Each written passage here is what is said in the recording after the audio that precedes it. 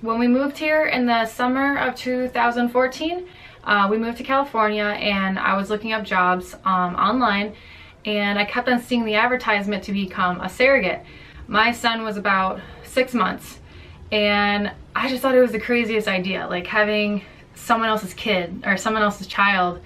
And it took a while for me to kind of accept the idea and to like kind of explore it more. And of course I had several questions, and it kind of felt like a little bit of a scam at first. Like, do people really do this? And because it is a there's still not very many surrogates. The agencies that I have talked to, they're always looking for many surrogates. They have a waiting list full of intended parents that are just waiting for someone to be able and willing to have their baby. So then I think, after about like, 8 to 10 months of thinking about it, I finally thought, let's do this, let's see. And it wasn't a commitment right away. It was, I did the online application. They ask you tons of questions, your health, and that's basically the first screening. And then after one of the client relations ladies looks through that, they decide if you can go on to the next step. And the next step is for you to come in, and it's about a 5-hour interview. And it's just, the first part is just for them to kind of go over, everything that's goes into being a surrogate. And then the second part is about a 2-hour psychological test on paper, and it was just like multiple questions and how you feel about things, and yes or no questions, and basically just to make sure that you're not crazy.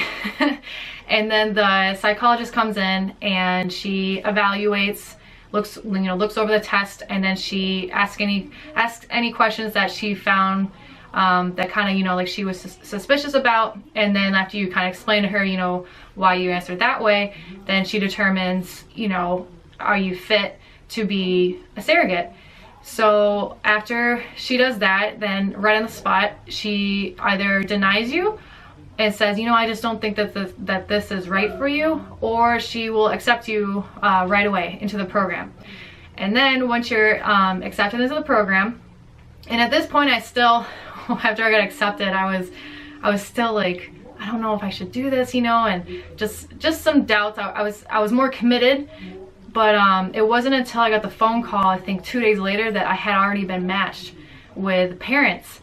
And it was kind of like reality set in, that wow, there really are parents out there who are looking for women to carry their child.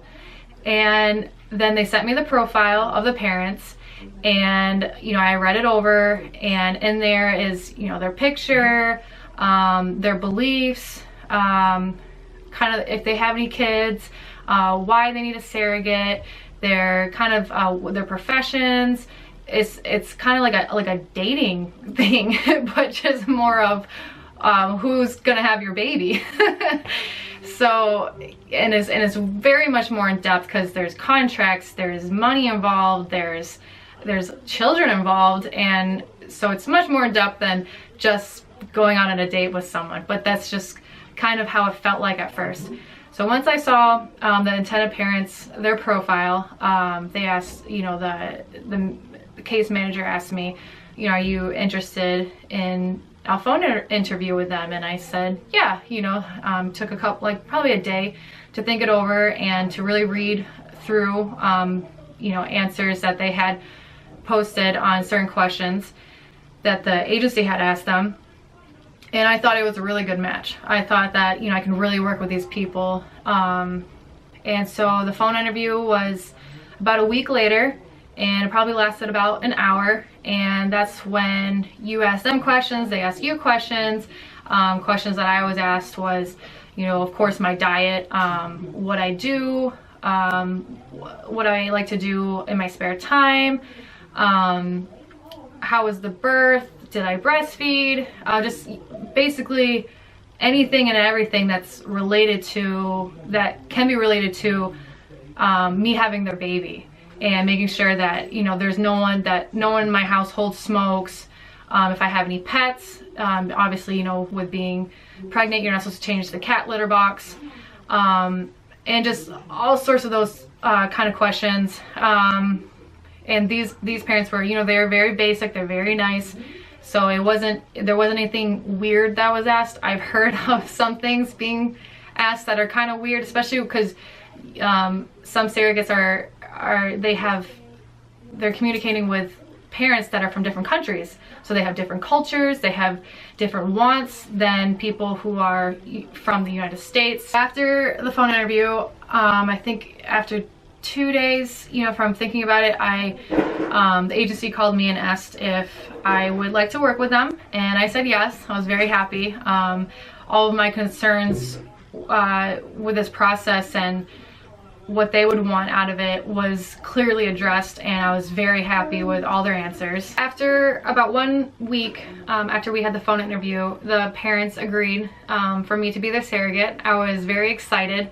It was a long week, and it was kind of weird because I thought, you know, they would instantly say, you know, yes, you know, she sounds great. But they just took a bit of time. You know, it's a really big decision, you know, to pick someone to carry your child.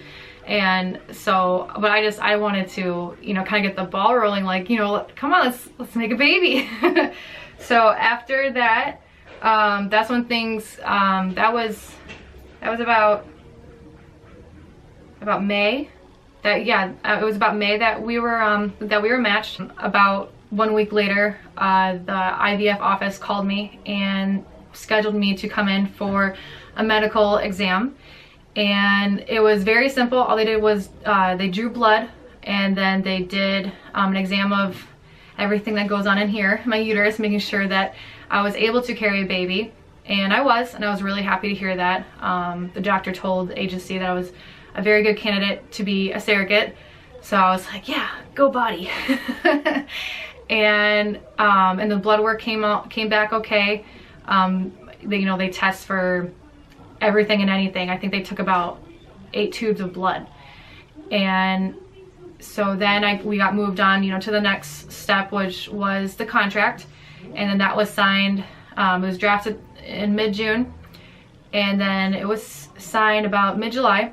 And also at the same time, beginning of July, the IVF office had me start on prenatal pills and the baby aspirin.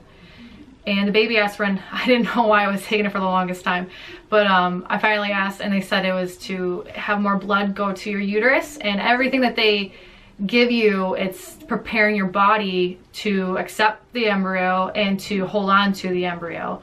And because a lot of, you know, with something being transferred into your body that's foreign, your body's going to reject it. So these medications, it's to help with your body accepting something that's foreign. So yeah, beginning of July was just the prenatal and the baby aspirin, I believe. When I go through the cycle again, I'll be more detailed with the medications. Then in mid-July, I started the stomach injectables, which is Lupron, and that shuts down your reproduction system, starts to shut it down. And I think that was for about 2 weeks. And it's not bad, it's just a little diabetic needle. I was so scared at first because I've never given myself an injection before. I've seen my mom do it, but I've never done it before. But most of the time I can barely feel it. Those aren't bad at all. And then, so the transfer was gonna be third week in August. And so they're prepping your body. And then beginning of August is when what I call the butt shots. They go in the upper quadrant, so your butt cheek, the upper side of your butt cheek. And it was cool because I had the nurse draw a heart to basically mark the exact spot, because it's really small. It's about like this small that it needs to, you know, to go in. And I had my husband do those because I could not do them. The needle is a lot bigger than the diabetic needles because it has to go into intermuscular. And those ones, yeah, you can feel those ones, but they're not too bad still. You get used to them. And so beginning of August, they become daily. And then I believe that's the progesterone. And then there's another one, starts with a D. They're all like big names. The one that starts with a D, it was every Monday and Thursday. So every Monday and Thursday there was 2 butt shots, and at this point I wasn't taking the Lupron anymore. So it was a Lupron for 2 weeks, then the butt shots for 3 weeks, and then the week before the transfer, that's when like the medication kind of goes crazy. There was the butt shots, the prenatal, the aspirin, and then there's 3 other oral pills that I had to take, and that was just for a week. And then the transfer happened. It was on a Sunday, and then there is 3 days mandatory bed rest, and the transfer was it was such a beautiful thing. Like, they had nice music going on, they had nice lighting, the lights were dim, the nurses were just they explained everything, they made you feel so comfortable. I was shaking because I was nervous and I was cold, and they gave me like these heated blankets to go over me, and then after they transferred it felt just like a pap smear. It was not even 30 seconds that the process took. And then I had to lie on my back for about half an hour, and then they come and get you and they put you in a wheelchair, because it's very shaky with, they're really doing everything that they can to make sure that this embryo sticks in your uterus. And then I was wheeled down, and my husband met us out front in the SUV, and then we went to a hotel for 3 days. And I was complete bed rest. I could only go to the bathroom. I couldn't even go take a shower. So I had my dry shampoo and wipies to make me feel better, lots of deodorant. And then about 2 weeks later, I drove to get my blood drawn at a local office, and very early in the morning, and then that afternoon the IVF doctor called me and said that there was no pregnancy. So that was really hard because I did everything like to the T, and just the medications and the exact time of the day you're supposed to take them, and I was really hurt, and I felt really bad for the parents, and they were very hurt, and it was just a sad time. And so after we all found out that there was no baby, it was about 2 weeks. Oh, no, it was a lot longer. It felt like there was just no communication at all between me and the parents. It took about 3 months for them to contact me, and I was asking the agency, like, what's going on, and the agency couldn't get out to them, and I was wondering if they were okay. And finally got in contact with them. They said that they were still deciding if they want to do another transfer or not. And so since the contract is 8 months, they have until the middle of March to decide if well, no, actually they have until the middle of March to have a viable pregnancy. So I believe the transfer has to happen before that deadline. I'm not sure. I'm actually going to find out today. I call in for a surrogate group kind of support, and it goes for about an hour, and that's once a month, and that's mandatory. They're just kind of checking in on all the surrogates, having them call in, and surrogates have any questions, and it's pretty cool. Like, I had a ton of questions answered with that I asked the psychologist, and then she if she can address anything, she like asked the girls in the office right there. So today I'm going to be asking if they've heard anything yet still, because I still haven't heard if they want to go through with another transfer or not, and I really hope they do, because I would love to bring a baby to these people.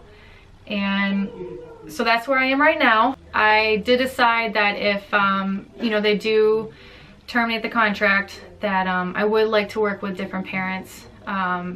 Seeing all of this, all of the process that goes on, it's awesome. It is so cool, just the science behind it, and the community that you meet, all the women that you get to meet, all their stories. My trusty camera died before I was able to finish the video, so we are going old school with my phone. Yeah, so that is where I am now in the process, just still waiting to see what's going to happen. Hopefully there'll be another transfer. I'll update you guys as soon as I hear word about it. So hopefully you guys will subscribe, check back in, and that you'll enjoy this process, and I will try to keep you guys updated as much as I can. And I'm looking forward to it, and I hope you are too. Thank you.